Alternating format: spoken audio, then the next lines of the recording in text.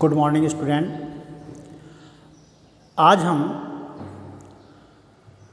हिंदी साहित्य के इतिहास में उसके काल विभाजन के बारे में पढ़ेंगे कि हिंदी साहित्य के इतिहास को कितने कालों में बांटा गया है, कौन सा काल विभाजन है वह उचित है, इसके बारे में अपन जिक्र करेंगे। देखिए, हमने यहाँ सबसे पहले लिया है वह है गारसात तासी, और इन्होंने इस्तवार द लाल लित्योत्तर हिंदुस्तानी पुस्तक लिखी थी। इस पुस्तक का काल विभाजन में महत्व है और हम इसको काल विभाजन से संबंधित हिंदी की पहली पुस्तक कह सकते हैं। क्या कह सकते हैं? हिंदी की यह पहली पुस्तक है। इसके बाद एफ ई के और एक साहित्य के विद्वान हुए, ए हिस्ट्री ऑफ हिंदी लिटरेचर पुस्तक लिखी, लेकिन इस पुस्तक में काल विभाजन यानी वर्गीकरण से लेकर के उसके नामकरण को लेकर के कोई विशेष आधार नहीं है। इसके बाद और एक विद्वान आते हैं, जॉर्ज गियर्सन। इन्होंने मॉडर्न वर्नाक्युलर लिटरेचर ऑफ हिंदुस्तानी लिखी है। इन्होंने हिंदी साहित्य को काल विभाजन में बांटा है, उसका नामकरण भी किया है। उन्होंने इन्हें लगभग 12 काल विभाजनों में बांटा है।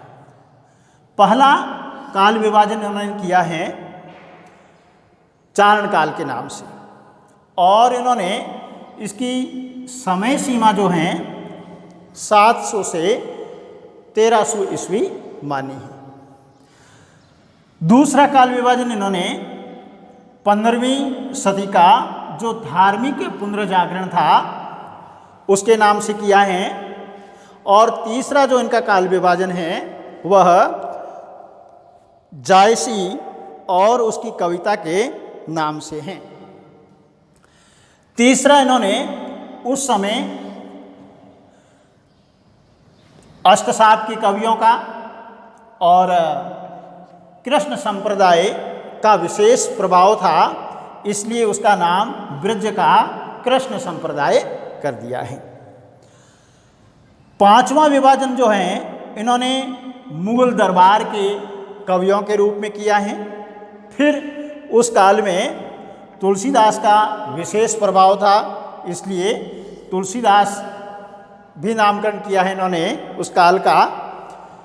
फिर इन्होंने 7वें विभाजन रीति काल के नाम से किया, और 1580 से 1692 तक की समय सीमा निर्धारित कर दी।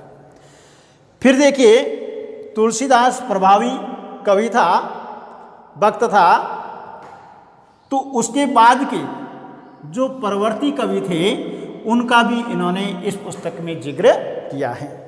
जो 1600 से लेकर के 1700, 100 साल का पीरियड जो है वह अन्य कवियों के नाम से हैं। फिर देखिए, 18वीं शताब्दी के कवियों को लिया है, और 1701 से 1800 तक के समय को इन्होंने बांधा है। फिर इन्होंने कंपनी के शासन में हिंदुस्तान, और फिर महारानी विक्टोरिया के काल में हिंदुस्तान, और फिर विविध अज्ञात कवियों का इन्होंने यहाँ पर जिक्र किया है। देखिए, इनका यह काल विभाजन है तो ठीक, लेकिन अनेक प्रकार के दोषों से ग्रस्त हैं। अब यहाँ अपन कह सकते हैं कि हिंदी साहित्य का आविर्भाव 7वीं शताब्दी से मानकर प्रथम खंड में अधिकांश जो अपभ्रंश साहित्य को ही स्थान दिया गया है। यानी इन्होंने प्रथम खंड में अपभ्रंश साहित्य को डाल दिया है, जो इसको अपन चारण काल कहते हैं। उक्त विभाजन में चारण काल 13वीं सदी के अंत में समाप्त हो जाता है। उसके बाद 15वीं सदी का धार्मिक पुनरुत्थान विवेचित है। इस प्रकार पूरी 15वीं सदी के साहित्य को काल विभाजन की सीमा से बाहर रखा गया है। किसको? 14वीं सदी को, सॉरी 15वीं नहीं, 14वीं सदी को इन्होंने काल विभाजन से बाहर ही कर दिया है। यानी 14वीं शताब्दी का इन्होंने जिक्र ही नहीं किया है। जैसे चारण काल इन्होंने 7 से 13 मान लिया है, उसके बाद सीधे ये धार्मिक पुनर्जागरण काल में आ जाते हैं और 15वीं शताब्दी में घुस जाते हैं।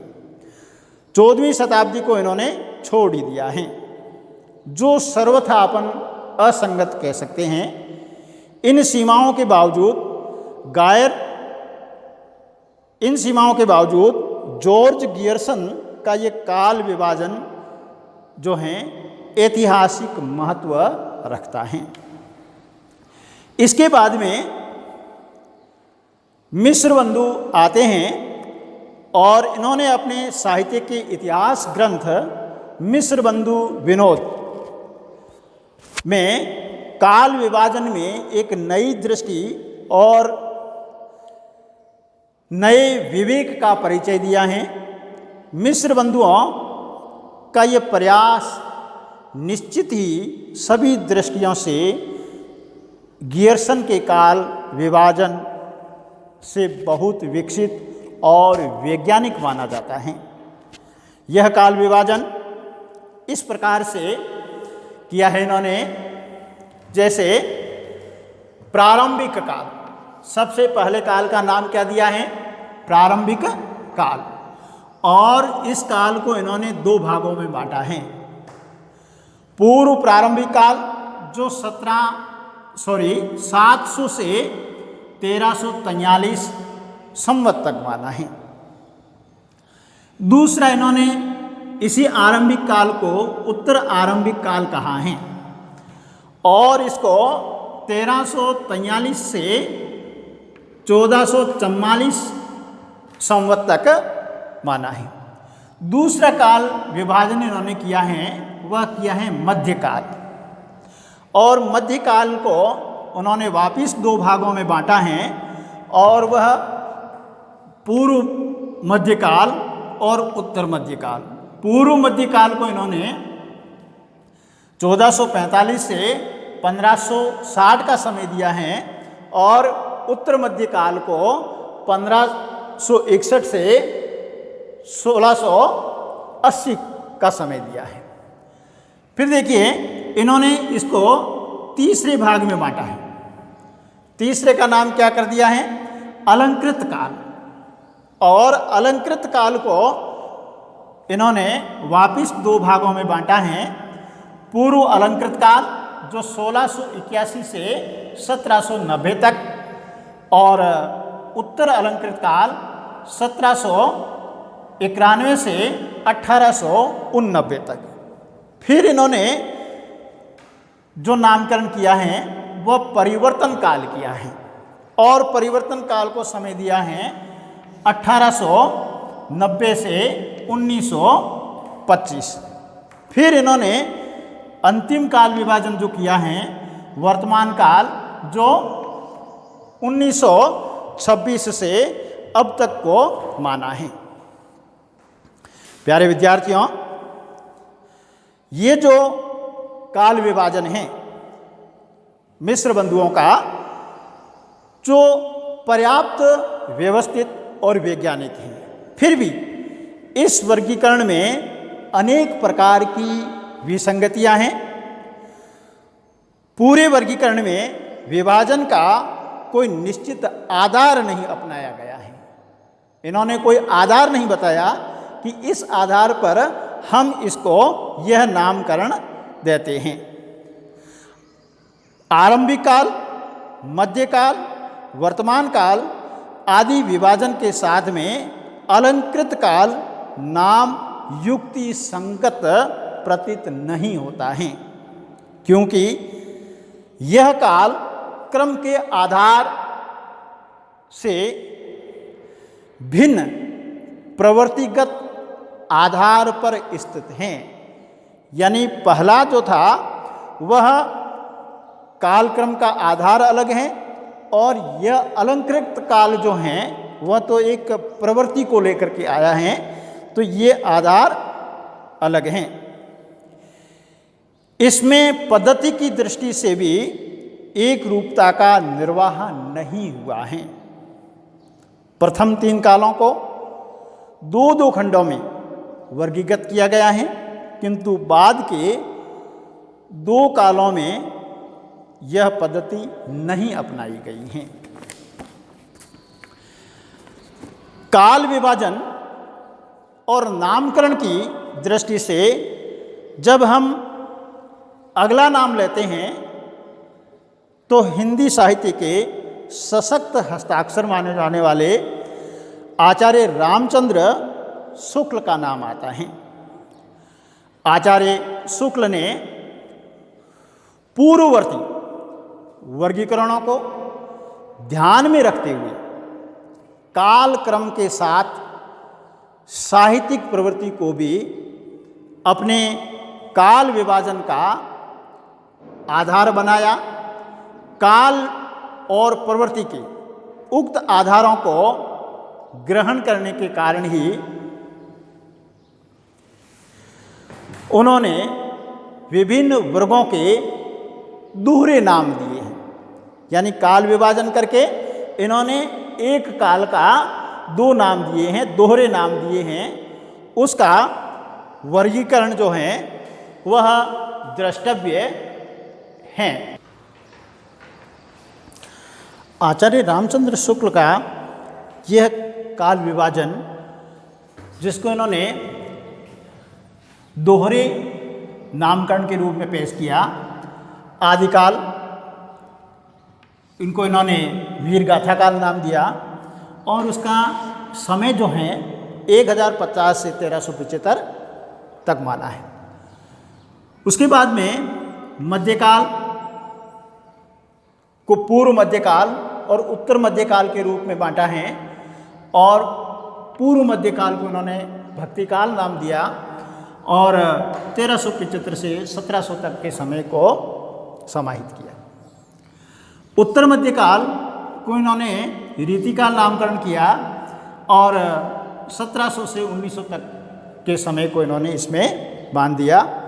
फिर आधुनिक काल को इन्होंने गद्यकाल कहा और उसका समय जो है उन्होंने 1900 से लेकर के अब तक कर दिया है। कहने की यहाँ आवश्यकता नहीं पड़ेगी कि आचार्य रामचंद्र शुक्ल ने पहली बार कालगत आधार के साथ प्रवृत्तिगत वर्गीकरण किया और प्रवृत्तिगत वर्गीकरण ही आगे चलकर विशेष लोकप्रिय हुआ। आचार्य शुक्ल के काल विभाजन की अन्यतम विशेषता है उसका सरलीकरण। बहुत ही सरल इजी तरीके से उन्होंने प्रस्तुत किया। उन्होंने मिश्र बंधुओं द्वारा दिए गए भेद उपभेदों की संख्या को 8 से घटाकर 4 कर दी। मिश्र बंधुओं ने बहुत से उपभेद बताए, उनको घटा करके उन्होंने प्रवृत्ति के आधार पर 8 कर दिए। आचार्य शुक्ल के बाद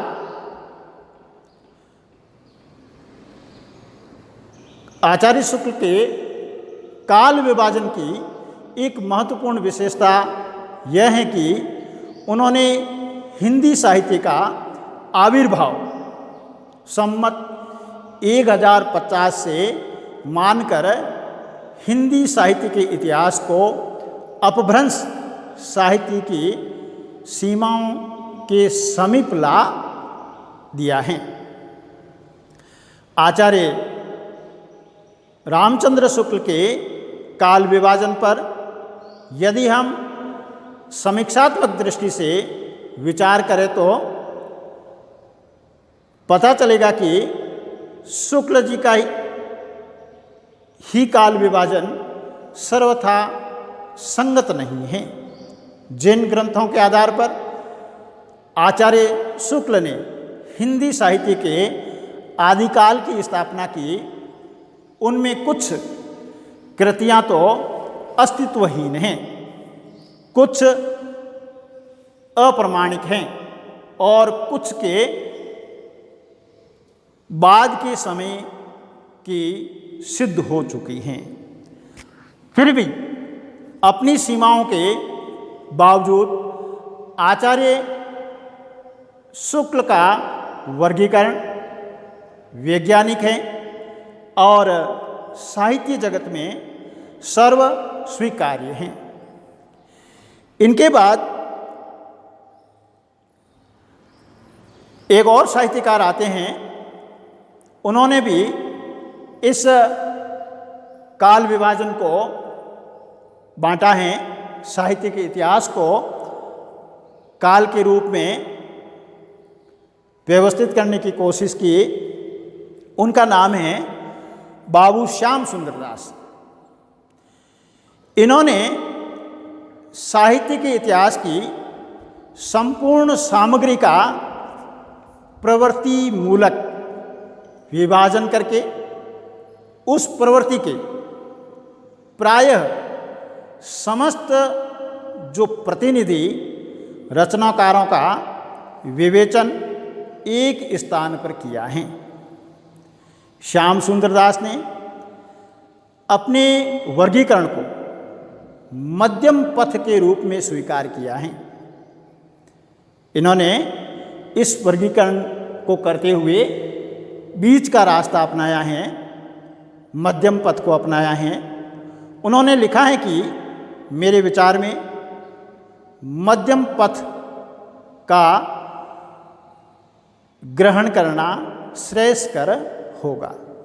यह पथ ग्रहण करने से एक तो हम साहित्य पर काल की अनेक स्थितियों का प्रभाव दिखला सकेंगे और दूसरी और साहित्यकारों की वैयक्तिक विशेषताओं का प्रदर्शन भी कर सकेंगे। बाबू श्याम सुंदर दास का काल विभाजन इस प्रकार से हैं। इन्होंने प्रथम नाम जो है आदि युग किया है और इसी आदि युग को आचार्य रामचंद्र शुक्ल जी ने वीरगाथा काल कहा है। अब यहाँ इन्होंने 1050 से प्रारंभ माना है और 1400 तक के काल को माना है। फिर पूर्व मध्य युग हैं, वो भक्ति काल को कहा है, 1400 से 1700 तक का समय है। उत्तर मध्य युग रीतिकाल या रीति ग्रंथों का युग कहा है इन्होंने, जिनको 1700 से 1900 तक के समय को बांधा है। और आधुनिक युग जिसको नवीन विकास का युग कहा, 1900 से अब तक। यानी इन्होंने इस काल को 4 भागों में बांटा है। कितने भागों में? 4 भागों में।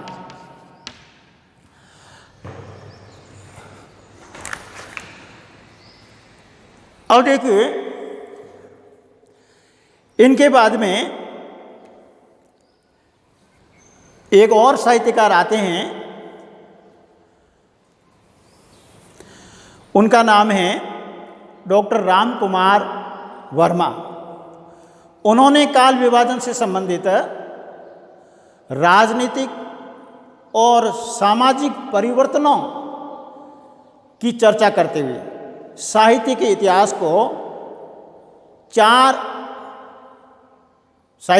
को 5 वर्गों में विभाजित किया। पहला इन्होंने यहाँ पर इसका नामकरण संधिकाल कहा है, जो 750 से 1000 तक का समय बांधा है। फिर चारण काल कहा है और चारण काल का समय जो है इन्होंने 1000 से 1375 माना है। भक्ति काल 1375 से 1700 तक के समय को माना है और रीतिकाल 1700 से 1900 तक के समय को माना है। आधुनिक काल 1900 से अब तक के समय को माना है। इस प्रकार से हम देखते हैं कि डॉक्टर राम कुमार वर्मा ने भी इस वर्गीकरण में मौलिकता के स्थान पर अनुकरण की प्रवृत्ति ज़्यादा दिखलाई है। इस साहित्य के काल विभाजन को लेकर के परवर्ती साहित्यकारों में रमाशंकर शुक्ल रसाल, डॉक्टर सूर्यकांत शास्त्री, विश्वनाथ प्रसाद मिश्र, हजारी प्रसाद द्विवेदी, डॉक्टर गणपति चंद्र गुप्त, डॉक्टर नगेंद्र, डॉक्टर हरीशचंद्र वर्मा, अनेक विद्वानों ने काल विभाजन पर गंभीरता से विचार किया है।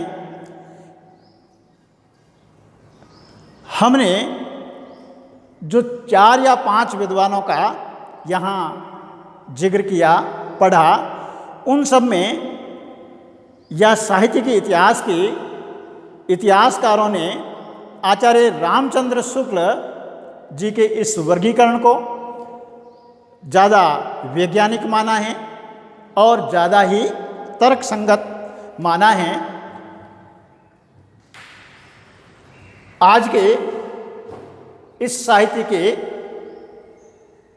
काल विभाजन का लेसन में यहीं समाप्त करता हूँ। धन्यवाद। आपको हमारा ये YouTube चैनल कैसा लगा, इस पे आप कमेंट कीजिए और लाइक कीजिए, शेयर कीजिए। धन्यवाद।